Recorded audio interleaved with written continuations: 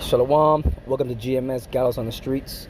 I want to give all praise, glory, and honor to Yahweh Ba'ashem, Yahweh Shah, Ba'ashem, Rakakwadash, whom I worship. Double honor to my elder apostles, the great millstone, who taught me this word in sincerity and in truth, and who rule well. Salutations to all you Akim out there, pushing the gospel all the way to all the ends of the earth. Keep on pushing. I'm Elder Sakaran from the GMS New York camp, and welcome to GMS Gallows on the Streets. Like I said, anyway. So, I always, check out RT News. I mean, I check out other sources too, but not as much as I do RT. And the reason why is because I always want to know what's going on between Russia and the U.S., okay? And there's always hot news on RT dealing with Russia and the U.S. and with the EU, with the 10 horn nations, right?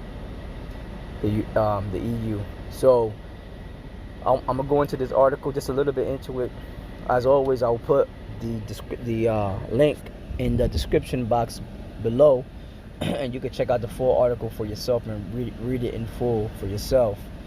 Also, don't forget to subscribe if you're not already, and also don't forget to hit the notification bell to let you know of new videos that I put up. So the title of this article here is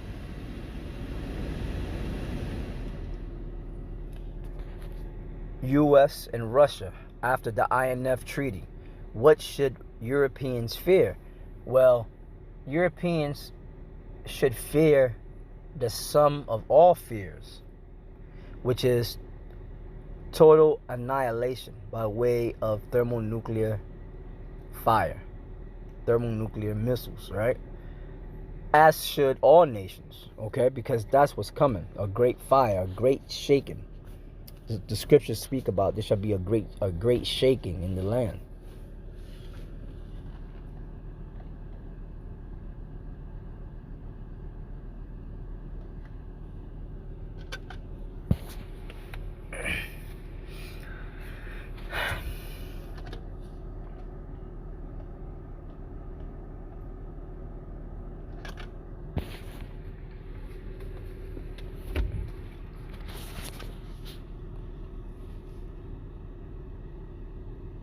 It reads on, despite termination of the immediate,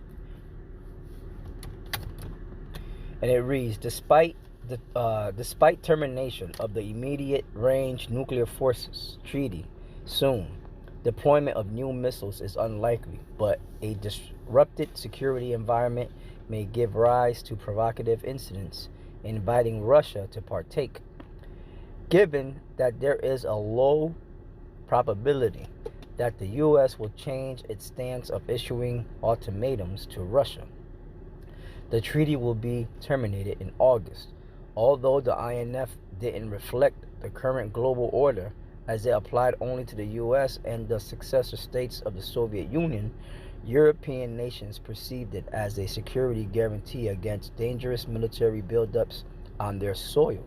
Hence, its ripples may affect Europe, and you damn well better believe that it will. Things are happening because the Heavenly Father is causing things to happen, man. Certain differences between the nations, certain skirmishes and arguments and outbursts from their leaders, and things of this nature happen because the Heavenly Father puts it in the leaders' minds to make it happen, to stir things up. Okay? So I'm going to stop there. And the Spirit prompted me to read the book of Revelation, the 17th chapter. So this is the book of Revelation, the 17th chapter, in the first verse. And it reads, and there came one of the seven angels, which had the seven vials, and talked with me, saying, and this is the Apostle John, right? Saint John, also known as the Revelator, because the Heavenly Father at the end revealed all these visions that were going to come to pass now. And these, well, from that point till now, let me say. All right. Or let me say, show them visions, okay? St. John didn't really know exactly what they meant, but he knows what they mean now. Okay, we believe that the apostle the apostle John is alive as we now speak. Okay, and that's by faith. All right, that's according to faith. Okay, something that vocab doesn't know about because he's a carnal man. Okay, all right, but and within this word, there are things that are spiritually discerned that the carnal man, like vocab, would never understand and can never understand because it was never given unto him.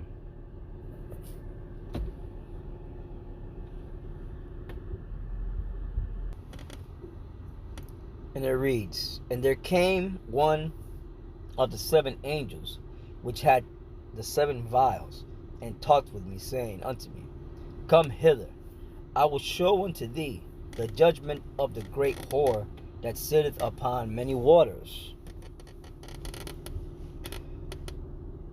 with whom the kings of the earth have committed fornication." And that's true. All right. The great whore is America. The kings of the earth represent all the Edomite nations, kings and leaders and nations, as well as the other nations, the other heathen nations like Elam and Moab and Ammon and Ham. These nations, they try their best to be like the great whore, like America, like the Edomites over here in America. All right. A lot of these nations, they did away, or damn near did away, with their ancient ways and ancient customs just to adapt the Western civilization's customs, man. Okay. So America has been a cancer to this world, man. And as soon as going to come to an end. The great whore is going to come to an end. Verse 2, "With whom the kings of the earth have committed fornication." Fornication is adultery by way of taking on its philosophies and religions and, the democratic, so-called democratic way and all these things, right? "And the inhabitants of the earth have been made drunk with the wine of her fornication." Right, her fornication is, democracy, just the so-called American way of doing things, the so-called American dream, and doing away with morals. Oh, that's definitely the fornication of America, man. In America, there are no morals, man. There are no morals whatsoever. Okay, and that's how we know that this place will soon come to an end. Okay, because it's rotten. It's a rotten apple. Okay, with all kind of worms crawling within. Okay, and that apple soon will be burnt.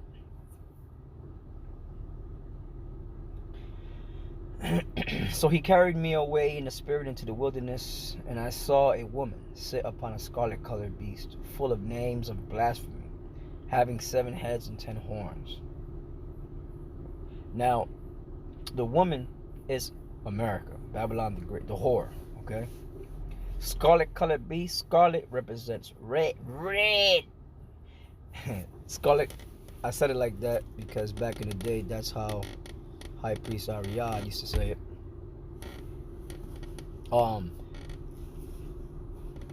Scarlet represents red, and Esau or Edom is red. Their people, Esau as a whole, they are red. So it's speaking about this is a system. The beast is a system. This was, although St. John in the vision saw an actual beast. Okay, this was a metaphor for a system, a governing system of Edomite nations that came together. All right. And during the Greek Empire, you had a similar system. It was called the Delian League. And you can look that up. which it was a system of Edomite tribes or what have you, kingdoms or whatever. They came together to fight for a common enemy or so or something like that. Okay, and it says full of names of blasphemy, having 7 heads and 10 horns.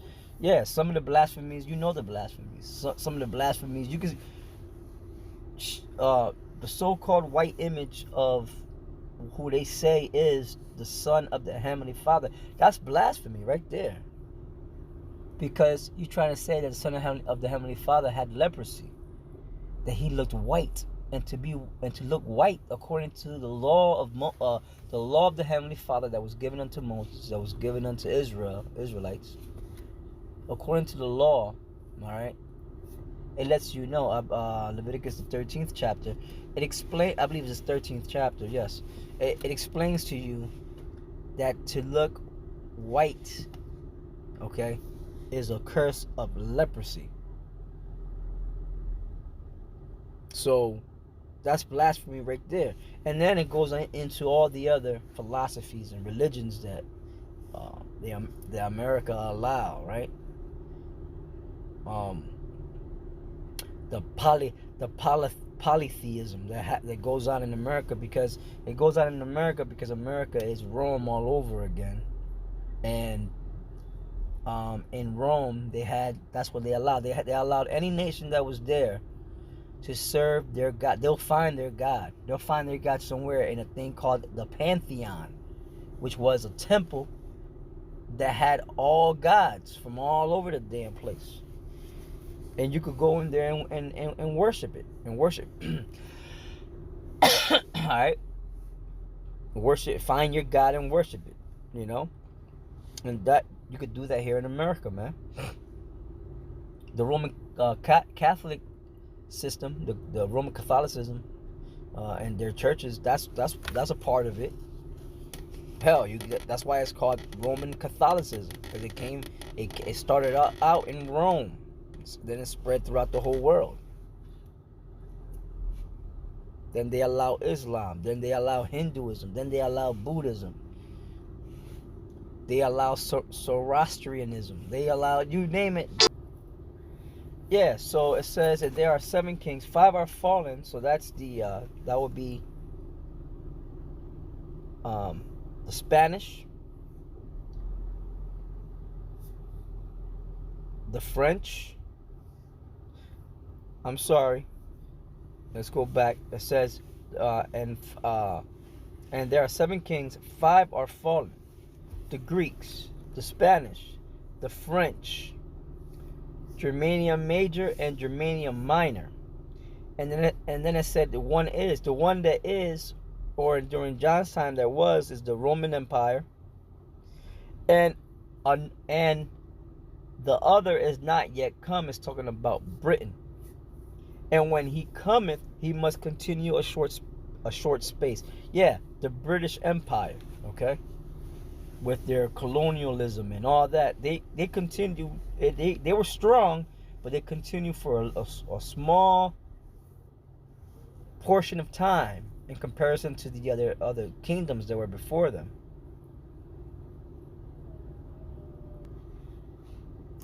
And the beast that was and is not, which is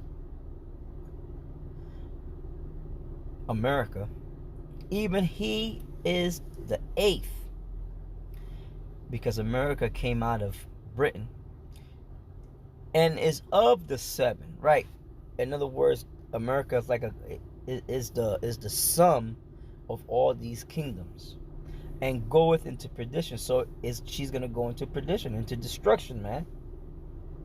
And the 10 horns which thou sawest are 10 kings. This is the EU nations, because originally, all right, they erected 10 flagpoles in front of their headquarters, which was in Brussels, Belgium,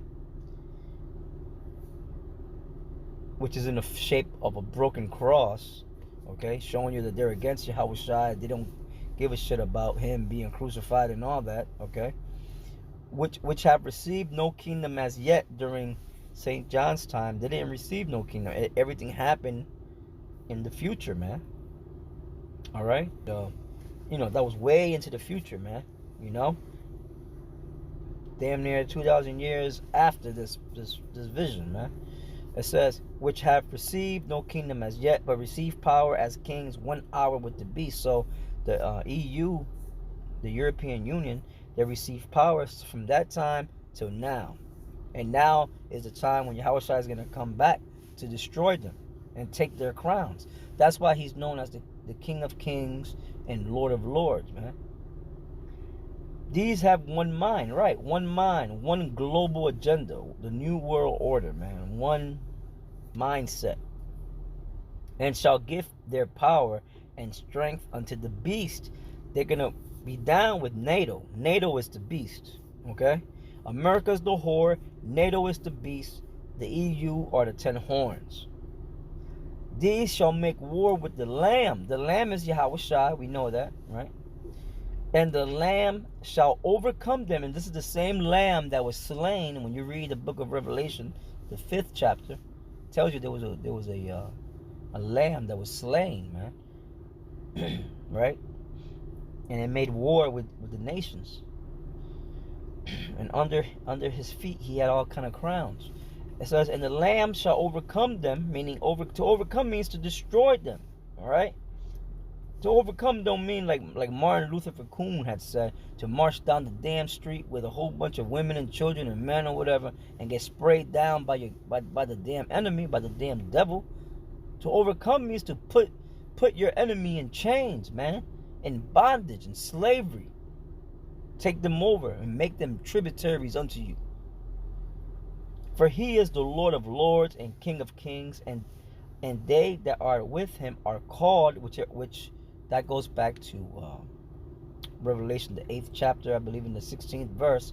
We are joint heirs with him, and we shall rule with him, together with him, and chosen. That's the elect, okay?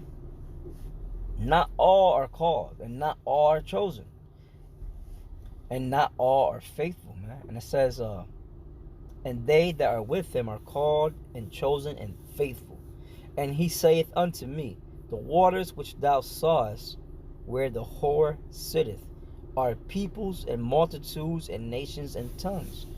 Right, because over here in America, all nations and all multitudes of all tongues are over here, okay?